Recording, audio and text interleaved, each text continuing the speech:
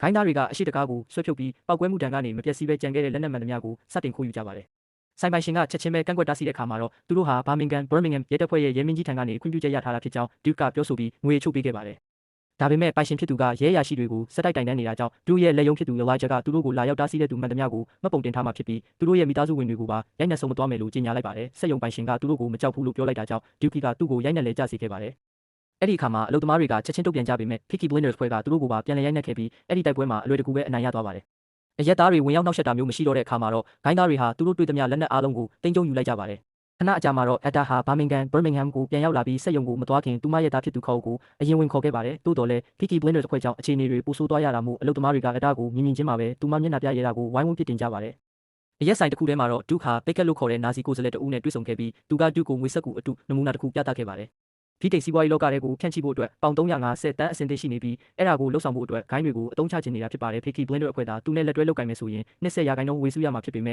ဲ့နောက်ဆက်တွဲဖြစ်လာမဲ့မင်းမဲ့စရိုက်ဆန်တဲ့အခြေအနေတွေကိုတော့ရင်ဆိုင်ဖို့အသင့်ပြင်ထားရမယ်လို့ဆိုပါတယ်။ဒါအပြင်ဘက်ကသူ့ရဲ့အထက်လူကြီးတွေကသူ့ကိုထမီနဲ့စကားပြောစေချင်တာလို့လည်းပြောလိုက်ပါတယ်။အဲ့ဒီအခါမှာစိတ်ပြတ်ဒေါသထွက်သွားတဲ့ဒုက္ခသူတာလျင်အရာအလုံးကိုအုပ်ချုပ်သူဖြစ်ကြောင်းကြီးညာရင်အပြင်ကကားကိုမှန်အောင်ပြတင်းပေါက်ကိုတနက်နဲ့ပြစ်ထည့်လိုက်ပါတယ်။ဘက်ကသူ့ရဲ့ကိုယ်နိုင်ငံကိုတစ္ဆာဖောက်ဖို့အသင့်ရှိရလားလို့မေးတဲ့အခါမှာတော့ဒုက္ခကအသင့်ရှိတယ်လို့ပြန်ဖြေခဲ့ပါတယ်ဒါကြောင့်ဘက်ကဒုက္ခအနေနဲ့အဲ့ဒီစကားကိုဒီညမှာတက်တည်ပြရမယ်လို့ပြောလိုက်ပါတယ်။နောက်နေ့မှာတော့ထမီဟာသူ့အိမ်ထဲကအတန်တစ်ခုကိုကြားလိုက်ရတာကြောင့်စုံစမ်းဖို့အတွက်တနက်ကိုချက်ချင်းဆွဲကင်လိုက်ပါတယ်။စပွဲပေါ်မှာတော့ဖွင့်ထားတဲ့ပြတင်းပေါက်တွေတိုင်းလိုက်ခဲ့ပါလို့ရေးထားတဲ့မတ်စုစာတူလေးတစ်ခုကိုသူတွေ့လိုက်ရပါတယ်။ထမီလည်းအဲ့ဒီအတိုင်းလိုက်သွားရကနေသူ့ရဲ့စာအုပ်ကိုဖတ်နေတဲ့ခုတ်ကိုတွေ့သွားပါတယ်။သူကခုတ်ကိုတနက်နဲ့ချိန်လိုက်ပေမဲ့အနီးကပ်ကြည့်လိုက်တဲ့အခါမှာတော့သူမဟာတူရဲ့ကွယ်လွန်သူမိခင်ဇယ်ဒါနဲ့အရန်တူနေတာကြောင့်တမတ်တယောက်အံ့အားသင့်တုံ့လှုပ်သွားရပါတယ်ခုတ်ကသူမဟာဇယ်ဒါရဲ့အမွှာညီမဖြစ်ကြောင်းနဲ့အိမ်မက်တွေဝိညာဉ်ခေါ်ပွဲတွေကတဆင့်ဇယ်ဒါနဲ့စကားပြောနေတုန်းပဲလို့ရှင်းပြပါတယ်။ဇယ်ဒါကသူမကိုသတင်းစကားတစ်ခုပါဖို့ဒီကိုလွှတ်လိုက်တာလို့လည်းဆိုပါတယ်။အဲ့ဒီအမွှာညီအမနှစ်ယောက်ဟာချစ်ပစီနွယ်ဖွားတွေဖြစ်ပြီးဒုဟာချစ်ပစီလူမျိုးစုတွေကိုဖျက်ဆီးမဲ့လူဆိုးတွေနဲ့ပတ်သက်နေမိပြီလို့သူမကပြောပါတယ်။အကယ်၍ထမိတ်သာပြန်လာပြီးသူ့သားကိုတားဆီးပေးမယ်ဆိုရင်သူ့ရဲ့စိတ်အတွင်းတန်တန်ငြိမ်းချမ်းမှုရအောင်ကူညီပေးမယ်လို့ခရိုကဂတိပေးလိုက်ပါတယ်ရုတ်တရက်ဆိုသလိုဂျော်နီကအိမ်ထဲကိုသူစိမ့်တယောက်ကျူးကျော်ဝင်ရောက်လာတဲ့အထင်နဲ့တနက်ကင်ပြီးအခန်းထဲကိုဝုန်းတိုင်းကျဲဝင်လာပါတယ်။ဒါပေမဲ့ထမိတ်ကခရိုဟာသူတို့ရဲ့ဧည့်သည်ဖြစ်ကြောင်းပြောပြီးတားဆီးလိုက်ပါတယ်။လူချင်းတီးတန်းတွေ့ချိန်မှာတော့ခရိုဟာစစ်ပွဲမှာတေဆုံးသွားတဲ့တားဖြစ်သူတွေရဲ့ဝိညာဉ်နဲ့ဆက်သွယ်ပေးနိုင်တယ်လို့လိန်ညာပြီးပူဆွေးနေတဲ့မိခင်တွေစီကနေအခွင့်ကောင်းယူနေတဲ့သူဖြစ်ကြောင်းဂျော်နီကထမိတ်ကိုတတိပေးပါတယ်။သူမကထမိတ်ကိုပါလှည့်စားနေမှာကိုသူစိုးရိမ်နေပေမဲ့ထမိတ်ကတော့ဒါကိုဂရုမစိုက်ပဲလစ်လူရှုထားလိုက်ပါတယ်။မွန်လွဲပိုင်းမှာဒုကီကသူ့ရဲ့ဝက်တွေကိုလိုက်ကြည့်ပြီးပစ္စည်းတူလောင်ယုံထဲမှာအချို့အရာတွေကိုတင်စီနေပါတယ်။အဲ့ဒီအချိန်မှာအဲ့ဒါရောက်လာပြီးစက်ယုံကိုဝင်စီးနှင်းခဲ့တဲ့ကိစ္စအတွက်သူ့ကိုပြစ်တင်ဝေဖန်တယ်လို့ဒီဝက်တွေကဘဲကလဲလို့လည်းမေးမြန်းပါတယ်။ဒုကတော့တားတက်ယုံတစ်ခုတိုက်ခိုက်ခံရလို့သူကခိတ္တခဏစောင့်ရှောက်ပေးထားတာပါလို့လိန်ပြောပေမဲ့အဲ့ဒါကတော့မယုံပါဘူး။အဲ့ဒီနောက်ဒုကသူ့ဆေးဝါးတွေရောင်းချနေကြောင်းထုတ်ပြောလိုက်တဲ့အခါဆေးယုံကဆေးဝါးတွေခိုးခံရတဲ့ကိစ္စကိုဗလာတတိယသွားပါတယ်။သူမကသူ့ကိုတိုင်တန်းမယ်လို့ချိန်ချောက်ပေမဲ့ဒုကတော့ဘယ်သူမှသူ့ကိုမတားနိုင်ဘူးလို့ပြန်ပြောပါတယ်။အဲ့ဒီနောက်အဒါဟာထမီစီမှာအလုပ်လုပ်ခဲ့မှုတဲ့တငယ်ချင်းတယောက်စီသွားပြီးသူ့လုပ်နေတဲ့အကြောင်းတွေကိုပြောပြကာစစ်ပွဲဆိုင်ရာရဲတပ်ဖွဲ့ military police စီသွားတိုင်မှုစဉ်းစားနေကြောင်းပြောပါတယ်ဒါကသူ့ကိုတက်တဲ့အဖြစ်ကူညီပေးဖို့တောင်းဆိုပေမဲ့သူကညှင်းဆန်လိုက်ပါတယ်ဒုကိုစန့်ကျင်တာဟာဒုက္ခရောက်ဖို့ပဲရှိပြီးဒုကိုတားနိုင်တာတယောက်ပဲရှိတယ်လို့သူကယုံကြည်နေပါတယ်တစ်ဖက်မှာလည်းထမီဟာသူ့ရဲ့ဝိုင်မီအောက်ခန်းထဲကိုတွားရင်းအတန်တစ်ခုကြားလို့လန့်ပြီးဝိုင်ပလင်းကိုလွှတ်ချမိသွားပါတယ်အဲ့ဒီအချိန်မှာသူဟာစစ်အတွင်းကရှေ့တန်းကတုတ်ချင်းထဲမှာရှိနေခဲ့တဲ့အတိတ်ပုံရိပ်တွေကိုမြင်အောင်လာပြီးဒါဟာသူပြင်းထန်တဲ့စိတ်ဓာတ်ရာအထိခံစားနေရကြောင်းအတီးပြုတ်ပေးလိုက်တယ်လို့ပါပဲသူရေးထားတဲ့စာအုပ်ထဲမှာတော့သူဟာအိပ်ပျော်နိုင်ဖို့အတွက်စစ်ပွဲကိုအိမ်ထိယူဆောင်လာခဲ့ရတယ်လို့ရေးသားထားပါတယ်။သူစစ်လိတ်တောက်ဖို့လိုအပ်နေပါတယ်။နောက်ပိုင်းမှာခောက်ကသူ့ကိုလာနိုးပြီးပဝါကိုလာဘေးကသူ့ရဲ့ညီဖြစ်သူအကြောင်းမေးမြန်းပါတယ်။ထမိတ်ကအဲ့ဒီအကြောင်းမပြောချင်ပေမဲ့ခောက်ကတော့သူမဟာတကယ်တော့စောသက်ဖြစ်ပြီးသူမညီမရဲ့ခန္ဓာကိုယ်ကိုအသုံးပြုနေတာပါလို့ဆိုကဆက်မေးပါတယ်။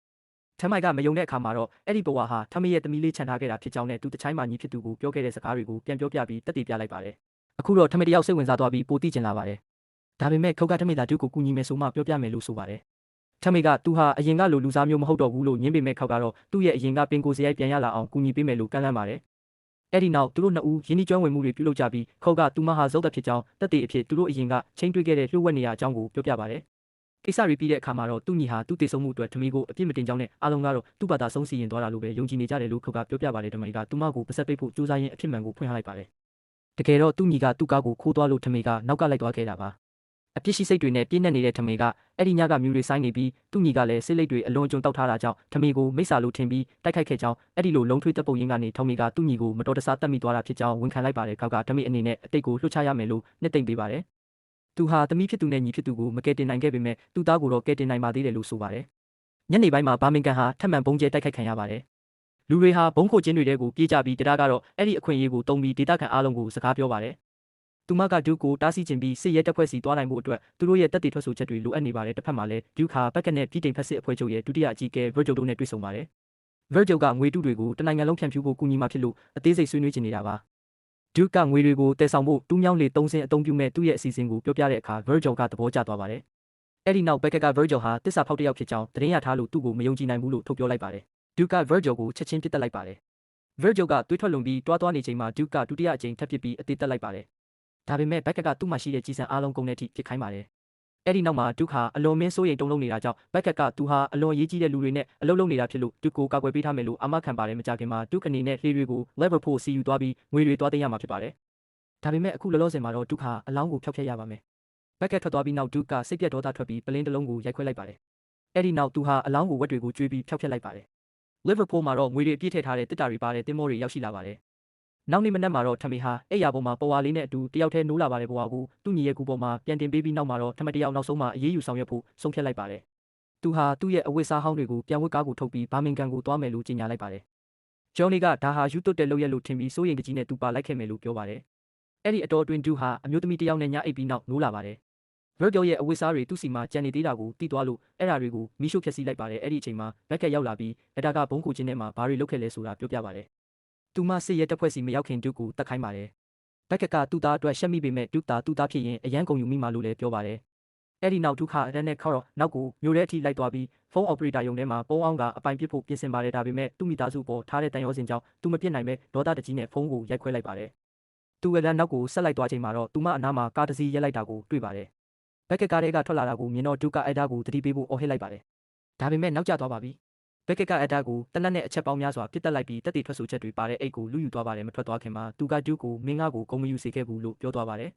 ယ်ခေါက်ကတော့စိတ်တက်ကြပောက်ကွဲနေပြီး Duke ကတော့ဘာမှမတတ်နိုင်ပဲအကြောင်းကြည့်နေုံပဲရှိပါတော့တယ်လန်ကီမှာထမိုက်ကကားကိုရက်ပြီးအဲ့ရဲ့ဝိညာဉ်ကိုမေးကြည့်နေမိရာကနေသူမတေဆုံးသွားပြီဆိုတာကိုသိလိုက်ပါတယ်မိနစ်အနည်းငယ်ကြာမှသူအခင်းဖြစ်နေရာကိုရောက်လာပြီးရဲရရှိတယောက်ကအဲ့ဒါတေဆုံးမှုမှာ Duke ပါဝင်နေကြောင်းသူ့ကိုပြောပြပါတယ်ထမိုက်ကကြံတာတွေကိုသူကင်တွယ်မယ်လို့ပြောပြီးဂျော်နီကိုတော့အဲ့ရဲ့ရုပ်အလောင်းကိုစောင့်ရှောက်ဖို့ရင်ခွဲယုံစီလွှတ်လိုက်ပါတယ်ရက်ဆိုင်မှာတော့ထမေကတချင်းကိုပိတ်လိုက်ပြီး Duke ဗမာလဲလို့မေးပါတယ်ဒေတာခန်တွေကသူ့ကိုချက်ချင်းပဲဆဲဆိုပြီးသူ့ရဲ့အပြုအမူအတွက်ရန်စကြပါတယ်အခြေအနေတွေတင်းမာလာချိန်မှာတော့ Elijah ကဒါဟာထမေရှောက်ပြီးဖြစ်ကြောင်းသိသွားပြီးလူအုပ်ကိုပြောပြလိုက်ပါတယ်ထမေဆိုတဲ့အမည်ကိုမသိတဲ့စစ်သားတယောက်ကလွဲလို့အားလုံးကနောက်ဆုတ်သွားကြပါတယ်အဲ့ဒီစစ်သားကထမေကိုတနက်နဲ့ချိန်ထားတာကြောင့်ထမေကသူ့ရဲ့အင်ဂျီတဲကိုလက်ပစ်ပုံးတစ်လုံးထည့်ပေးလိုက်ပါတယ်အဲ့ဒီလူလဲကြောက်လန့်တကြားနဲ့ဆိုင်ထဲကပြေးထွက်သွားပြီးအပြင်မှာပဲပောက်ကွဲသွားပါတယ်အဲ့ဒီနောက်ထမေကအဲ့ဒီစစ်သားရဲ့တနက်ကိုကောက်ကင်ပြီးဓာတ်ပြားခွင်းဆက်ကိုပစ်ခွဲလိုက်ကသူ့သားစီခေါ်သွားဖို့ Elijah ကိုအကြက်ကင်ပါတယ်ပစ္စည်းတူလောင်ယုံမှာတော့ Duke ကပစ္စည်းအချို့ကိုထုတ်ပိုးပြီးထွက်ပြေးဖို့ကြိုးစားနေပါတယ်ဒါပေမဲ့ထမေကသူ့ကိုရှာတွေ့သွားပြီးရှုံတွေကိုတွန်းလှဲလိုက်ပါတယ်စေဝါအိတ်တွေကိုလည်း Duke စီပစ်ပေါက်ပြီးစီးကြော်ခဲ့တဲ့အတွက်သူ့ကိုစူပူချိန်မောင်းပါတယ်ထမ်မီကသူ့ကိုကန်ကြောက်လိုက်ပြီးတဲ့နောက် Duke ကသူဟာသူ့မိသားစုပေါ်တစ္ဆာရှိသေးတာကြောင့်အဒါကိုမတတ်နိုင်ခဲ့တာလို့ရှင်းပြပါတယ်ဒါပေမဲ့သူ့ဖခင်ကသူ့အတွက်ခြံထားခဲ့တာကအပြစ်တစ်ခုပဲရှိတာကြောင့်သူခဏခဏအမှားလုံးမိနေတာလို့ပြောပါတယ်သူကထမေကိုဒေါသတကြီးနဲ့လုံးထွေးတက်ပုတ်ကြပြီးရှုံတွေထဲမှာတိုက်ခိုက်ကြပါတယ်ထမ်မိုက်က Duke ကိုအလွယ်တကူပဲနှိမ်နင်းလိုက်ပြီး Beckett နဲ့သူတို့ရဲ့အစီအစဉ်အကြောင်းပြောပြဖို့အတင်းအကျပ်ခိုင်းစေပါတယ်အဲ့ဒီနောက်မှာတော့ထမ်မိုက်ကရင်ခွဲယုံကိုသွားပြီးဂျော်နီရဲ့တနက်ကိုယူကာသူ့ကိုပြန်ခိုင်းလိုက်ပါတယ်သူကအားတဲ့ရဲ့ရုပ်လောင်းကိုကြည့်ပြီးသူမအကူကြီးတောင်းလုံးကစောစောစီးစီးလာတင်တာလို့ပြောပြီးတောင်းပန်ပါတယ်သူဟာသူတို့ရဲ့ညီဖြစ်သူကိုတတ်ခဲ့တာဖြစ်ပြီးဒါဟာမတော်တဆမဟုတ်ကြောင်းအဲ့ဒီအချိန်ကသူဟာအရက်မူးနေပြီးဒေါသတွေပြည့်နေတာကြောင့်ညီဖြစ်သူစီကနေလွတ်မြောက်ဖို့အတွက်တတ်ခဲ့တာလို့ဝန်ခံလိုက်ပါတယ်ဒါပေမဲ့မိသားစုဝင်တွေအများကြီးတည်ဆုံးခဲ့ပြီးတဲ့နောက်မှာတော့ဒီမကောင်းတဲ့အရာတွေကနေကောင်းမွန်တဲ့အရာတစ်ခုဖြစ်လာရမယ်လို့သူကတိပြုပါတယ်ရင်ခွဲယုံကထွက်လာချိန်မှာတော့သူမျက်ရည်ကျနေပါတယ်အပြင်ရောက်ချင်းမှာပဲထမေဟာပိကက်နဲ့ထိတ်တိုက်တွေ့ပြီးအပြန်လန်ပစ်ခတ်ကြပါတော့တဲမြင်းတွေကကြောက်လန့်ပြီးဟီနေကြသလိုသူတို့နှစ်ယောက်ကလည်းတနေရာပြီးတနေရာပြေးလွှားပြီးပုံအောင်ပစ်ခတ်နေကြပါတယ်ဘက်ကကလူဖွဲ့စည်းမှာမကောင်းတဲ့သွေးနှောတွေကိုရှင်းလင်းပစ်ဖို့ဟစ်တလာရဲ့အယူဆကမှန်ကန်ကြောင်းနဲ့စစ်ပွဲကိုဘုံတွေနဲ့အဆုံးသက်တာထက်ငွေဆက်ကူတွေနဲ့အဆုံးသက်တာကပိုကောင်းကြောင်းတမေကိုနားချဖို့ကြိုးစားပါတယ်ဘက်ကမှာကြီးစံကုန်သွားတဲ့အခါမြင်းတွေကိုအကာအကွယ်ဖြစ်သုံးပြီးလမ်းကြားကိုပိတ်ကာထွက်ပြေးပါတယ်အဲ့ဒီနောက်ထမိုက်ကမြင်းတကောင်ပေါ်တက်စီးပြီးမျိုးထဲကိုဖျက်မောင်းသွားတဲ့အခါဒေတာခန်တွေကသူ့ကိုဘရင်တပားလိုပြန်လဲကြိုဆိုကြပါတယ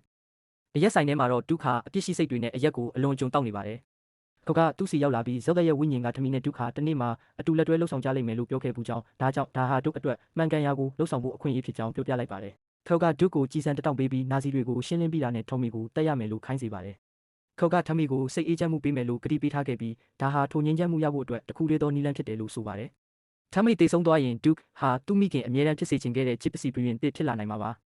ခေါဟာအရက်ဆိုင်ကအထွက်မှာထမီနဲ့တိုးမိပြီးDukeကသူ့ကိုကူညီလိုက်မယ်လို့ပြောခဲ့ပါတယ်ဒါပေမဲ့ထမိန်ကတော့သူ့အတွက်ပထမဆုံးချစ်ပစီလဲတစ်စီးလိုအပ်တယ်လို့ဆိုပါတယ်လဲထဲမှာတော့Dukeဟာတင်ကားပြခေါင်းပန်းလှန်ပြီးသူ့ရဲ့ဆုံးဖြတ်ချက်အတွက်အပြေရှာနေပါတယ်ထမိန်ဝင်လာပြီးနှစ်ယောက်သားအရက်တူတောက်ကြကDukeကBeckettကိုတတ်ဖို့ကူညီမယ်လို့သဘောတူလိုက်ပါတယ